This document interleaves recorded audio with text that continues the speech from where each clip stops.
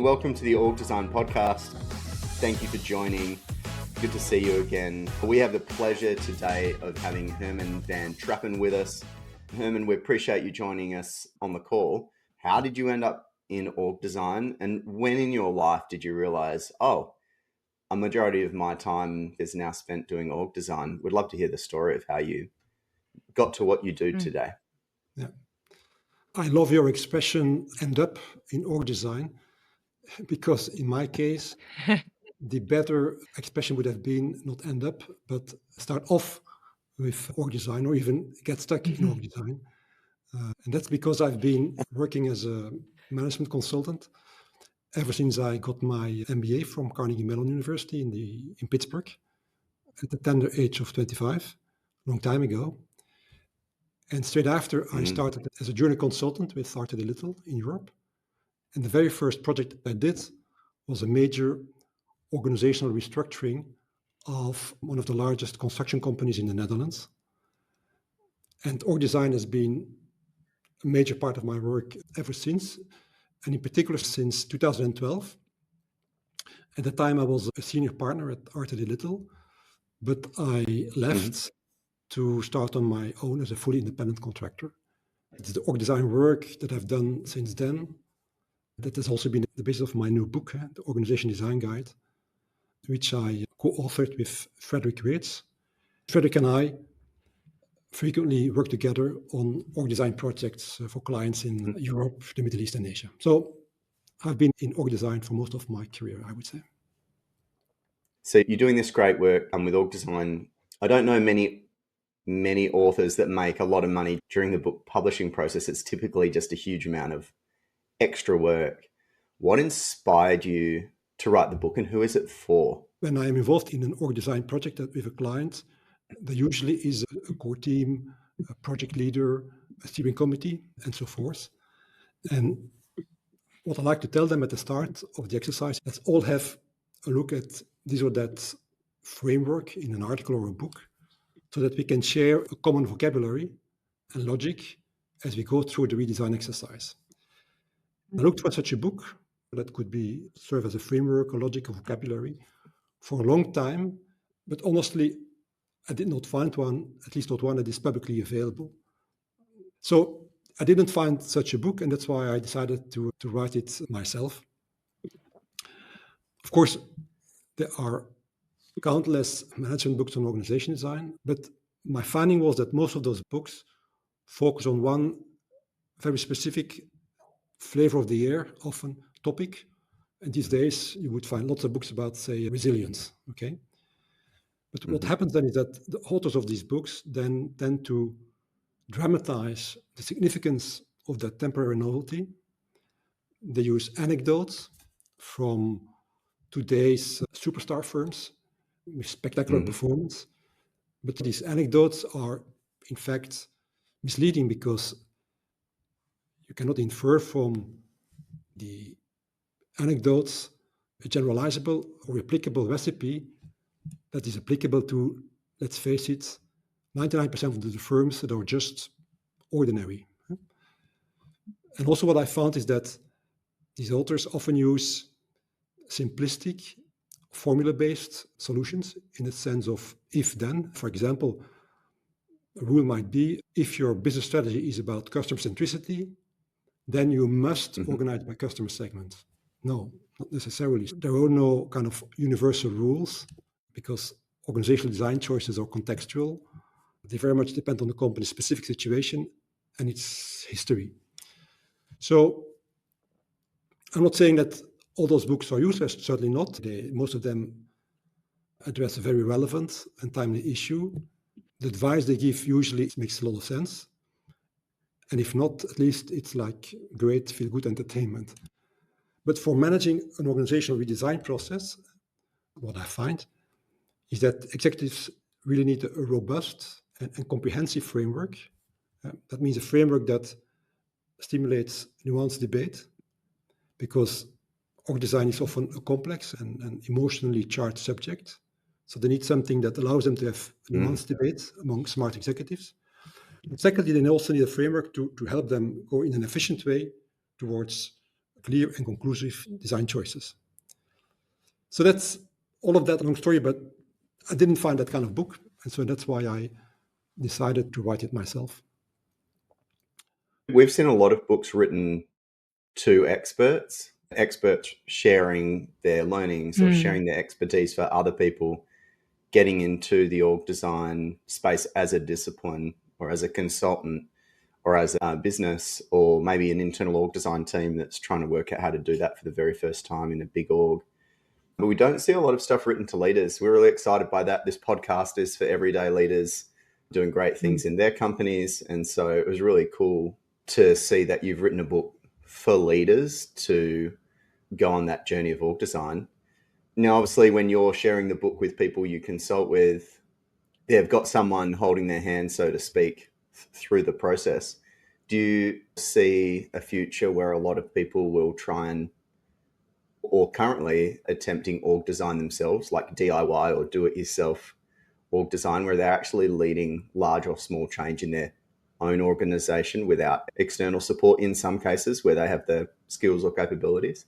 I would assume that many companies, many managers at the CXO level or for a department or a given function or a business unit, they often do org design work themselves without relying on external support. They need a framework that will guide them through this process in an orderly way, efficient way, and coming to nuanced decisions, because there are so many org design topics where the debate can become very, I would say, doctrinal, and hence get emotional, and sometimes even with the executive team members falling into two camps.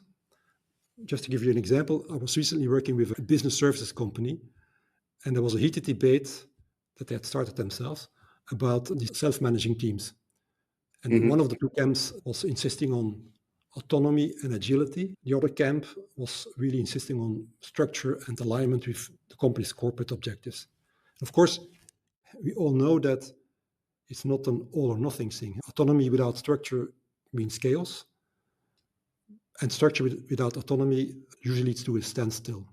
So in that discussion, I tend to ask to the people in those two camps, what's the most agile animal? And then a snake is a pretty agile animal. I ask, how many vertebrae does a snake have? Snakes have an extremely well-developed backbone, amazing, and they have up to several hundreds of vertebrae compared with humans, 24 vertebrae. So they have extremely agile thanks to a very well-developed backbone. They are agile, but they still have structure. And then I finally ask the almost rhetorical question. We probably agree that an earthworm, unlike a snake, is not very agile. And how many vertebrae does an earthworm have? Of course, it doesn't have any. It has no backbone. So this is just one example of topics where the debate can get fairly binary. The classical one is the corporate center, the corporate head office, the corporate parent. Should we have more corporate center or less corporate center? And of course, the real question is not about more or less center. The question is really about getting a better center. Or should we have a matrix organization? Yes or no? There again, it's more nuanced than that.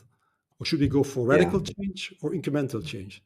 There again, you probably need a mix. So the framework itself should be agnostic about the best design choice, but it should stimulate a debate about the factors that should ultimately inform the eventual design choice. That kind of framework is what this book is all about. Yeah. I know you published a thought piece recently on whether or not we're asking too much from leaders.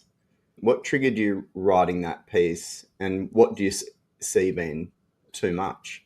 It was in fact based upon two observations. The first observation is that these days you can't really open a management magazine or a social media channel without there being an article or a post about how to be a better leader. And of course, such a question appeals to a very natural and universal yearning among all of us to be or to become a better leader. Leaders are encouraged, even expected, not only to be brilliant, of course, but also humble, servant, authentic, transformational, vulnerable, emotionally intelligent, empathetic, all those excellent qualities. And of course, I'm not disputing the importance of those qualities.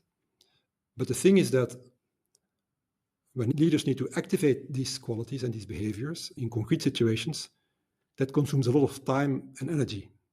For example, they may need to activate those leadership qualities when two subordinates, there's some conflict between them or simmering tension, and the leader has to step in and use his or her emotional intelligence to resolve the issue. And you could say, yeah, but that's okay. That's managing people, managing tensions.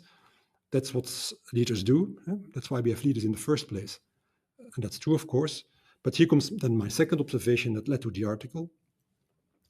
Such tensions often escalate to the level of the CEO needlessly because they are due to intrinsic design faults in the design of the organization. In some organizations, tensions are baked into the design. Some designs are intrinsically frictional, or at least they lack mechanisms to resolve friction at the source in the field where they occur. And therefore, if we could avoid or eliminate such design faults and the needless escalation of conflicts, leaders could devote their sparse time and energy and their qualities to situations where these things are really needed. So that's two observations that led to that article. You mentioned design faults. Yeah. How would they be appearing or showing up or being felt in the organization? Let me give you an example. It's a bit of a stylized example, but it's reality of Laura and Lucas. Both work at the company which I will call Widget Incorporated. And Laura is the regional commercial manager in Brazil. And sales are going a bit more slowly in Brazil than expected this year. She's afraid she will not hit her numbers for this year. So she's desperate to win a specific new client because she knows if she wins that client, she will reach her numbers. But to win the client, she has to be able to offer a special off-catalog product. Okay, so she turns to then Lucas. And Lucas is the global manager at head office in charge of the product line concerned. So they discuss, but then Lucas has to get back to Laura and tell her, Laura, I'm very sorry, but our capacity in our plant is fully booked for the next 6 months. There's no way we can slot in your special products. I'm sorry. So the tension rises and you see what happens. The issue escalates to their respective bosses. Laura talks to her boss, who is the EVP of the regions. And Lucas talks to his boss, who is the executive vice president of products. So the two EVPs start discussing among themselves. And you guess, also they don't arrive at a satisfactory solution.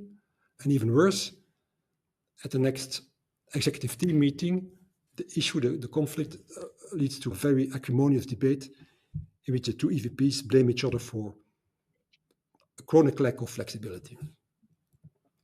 So you guess the issue, which was originally very operational, lands on the desk of the CEO. Now this CEO is an excellent leader, and at that point, she activates those various, what we discussed, very commendable behaviors. She's empathetic. She's saying, look, I sense how strongly you feel both about this important matter. She's servant, saying, I don't blame you for bringing this to my attention. She's humble, saying, I realize I should have put in place a way of preventing issues like this.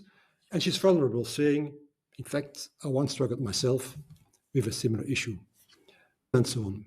So she may be doing all the right things at that moment, but the real question is, could she have been spared the burden of having to deal with this originally very operational field issue if only the company's organization had been designed differently?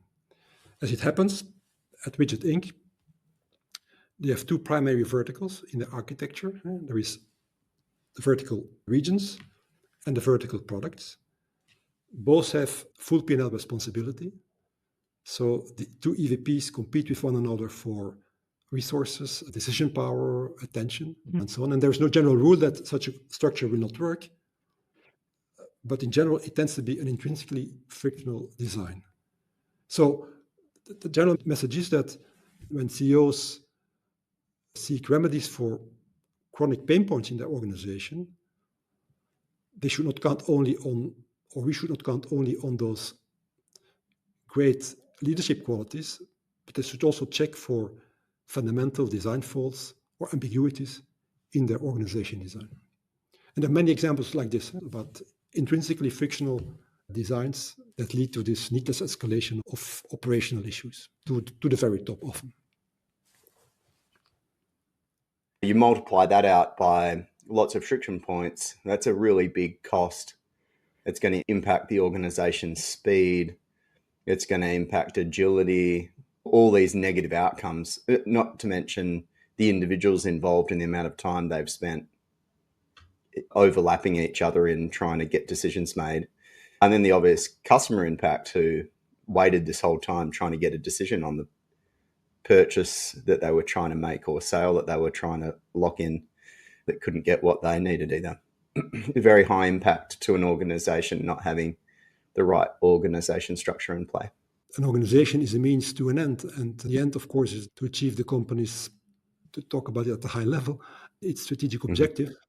And if the means are not efficient, then of course, it will take more time or the objectives will not be achieved at all. So organization is only a means, but it's a crucial means, of course.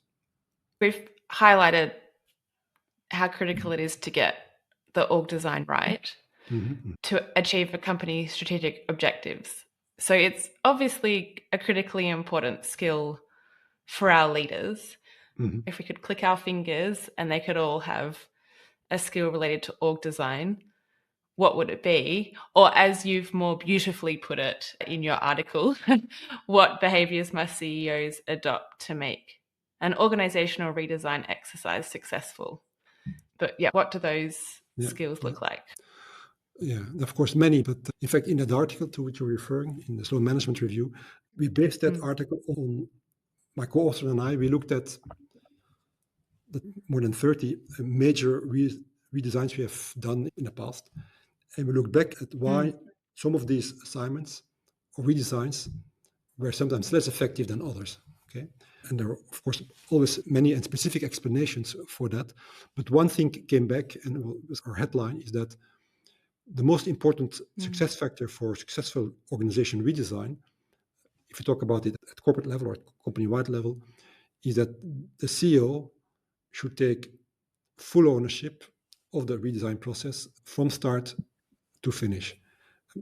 Less so than in strategy exercises, where you can delegate to a task force or a project team, and then the CEO can stand back and wait for the proposal to come to you, approve it or disapprove it. In org design, it's really crucial that the CEO is involved personally and directly from start to finish. And okay, that's a bit abstract, but what it means and why they do it, or why they should do it, there are probably 4 reasons for it. First, they want to think themselves about the pros and cons of alternative designs. Of course, there's not a single best and perfect design. And therefore, CEOs want to give themselves the opportunity to form their own ideas about a fit-for-purpose design. They don't leave the thinking to a project team or to a consultant for that matter. So what we've seen is that effective CEOs in the redesign process, first of all, they get personally involved from start to finish to think through the solutions themselves. Secondly, they want to stay involved because in an org design process, as it progresses, inevitably there are some explicit or implicit micro commitments are being made throughout about people, about roles, about reporting lines, what have you. And CEOs want to spot improper design ideas that might emerge early before these ideas gain momentum and start taking on a life of their own. So that's the second reason why they stay involved. The third reason is that they want to be able, the CEOs, to communicate the outcomes of the design exercise in a credible and, of course, convincing way. So when they're having a town hall or speaking to internal audience in general, they want to feel comfortable to provide unscripted answers to unforeseeable questions. And they can only do so credibly if they themselves have immersed themselves personally in the real actual design work. And the final reason why effective CEOs insist on being personally involved from start to finish is that by doing so, they get direct exposure to large groups of people outside the top management team with whom they otherwise might not have much contact. And so they will be better placed to see how people in the organization really think, how they behave, how they interact. And so they get a better feel for the people side of business. And eventually that's what org design is all about. It's about people. CEOs get personally involved from start to finish directly. But there's one more thing which we found, and that applies to even before the start of an org design exercise. And they should ask themselves 4 questions. The first question is about being half-hearted. The question is, do I, CEO, do I fully believe in this redesign initiative? Because an exercise led by a half-hearted CEO is, of course, off to a bad start. So am I really convinced about the need for this redesign initiative? The second question is about the risk of being too appeasing. The question they should ask themselves, will I, as CEO, listen to the right people without letting the process go off track? CEOs, of course, it's important that they listen to many people, but they can go overboard and try to appease as many people as possible and getting into endless iterations. But at some point, a CEO must conclude, decide, and freeze the design. The third point of introspection is about the question of being indecisive. The question is, again, am I, as CEO, prepared to make tough decisions where needed, and then, even more importantly, stick to those decisions? I've seen examples quite a few times. It's a terrible thing to happen, is that where a CEO ultimately is giving in to a kind of over my dead body threat by a manager who happens to disagree with a decision made by the executive team. Of course, giving in to those threats is devastating for the CEO's credibility. And the fourth point of introspection is about being incapacitated. And that means, do I, as CEO, am I in control of all the levers I will need to pull in this redesign exercise? For example, if the board of directors has an executive chair, or if there is a director who used to be the CEO and the founder, there is a natural tendency for many of those people to short-circuit the CEO and talk directly to people in the organization and protect their old favorites and so on. So if as a CEO at the start of the exercise you sense that maybe one of those 4 vulnerabilities apply to myself, half-hearted, too appeasing, indecisive, incapacitated, then think about what you can do to actually mitigate those vulnerabilities.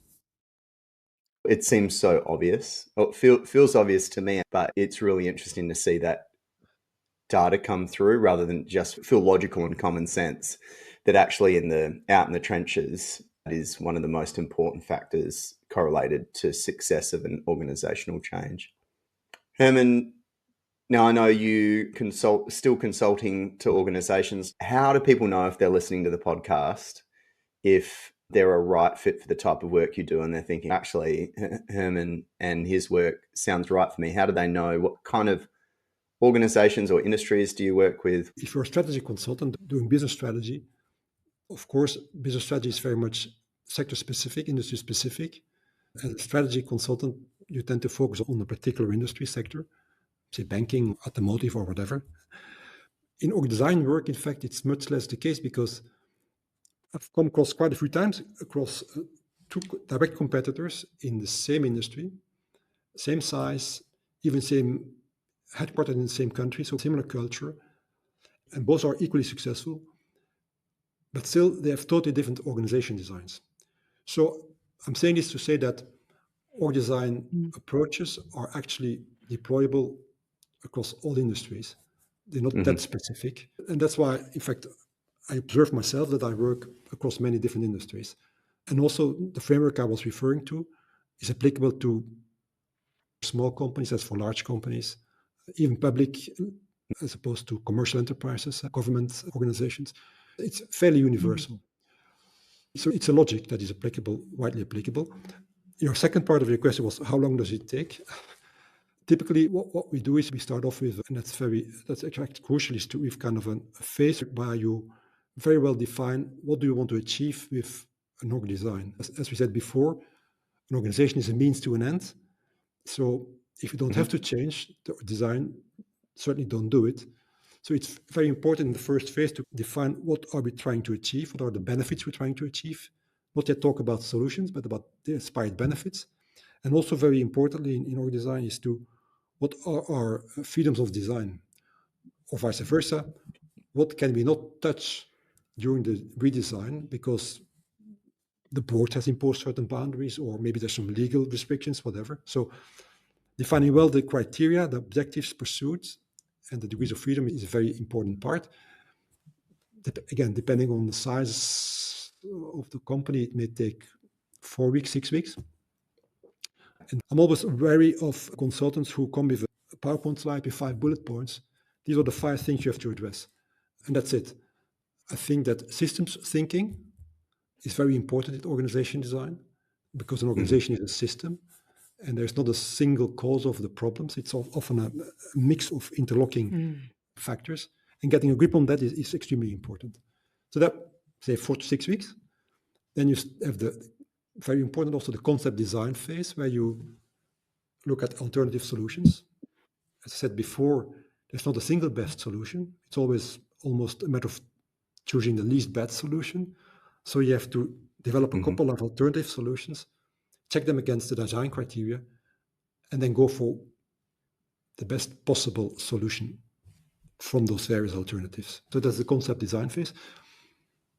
That's very variable. It can be 2 months, 3 months. Then you get into the detailed design phase, where you take the selected concept and really detail it out. You involve more people. It's much more participative. There again, it can range from a couple of months to 6 months.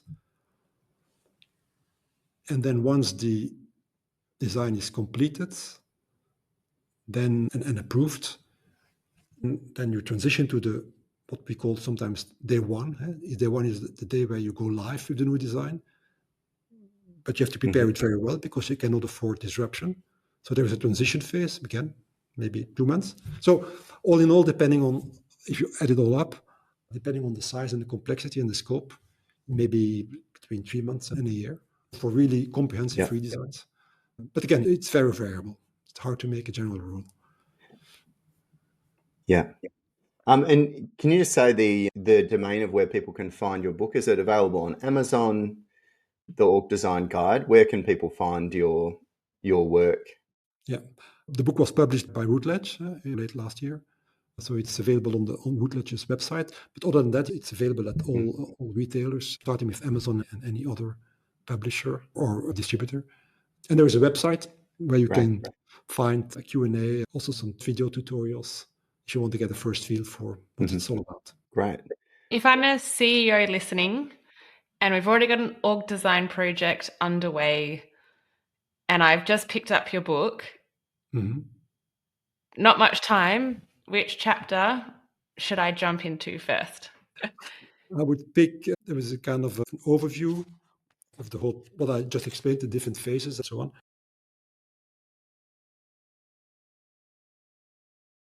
With explaining the different building blocks of the framework and the logic.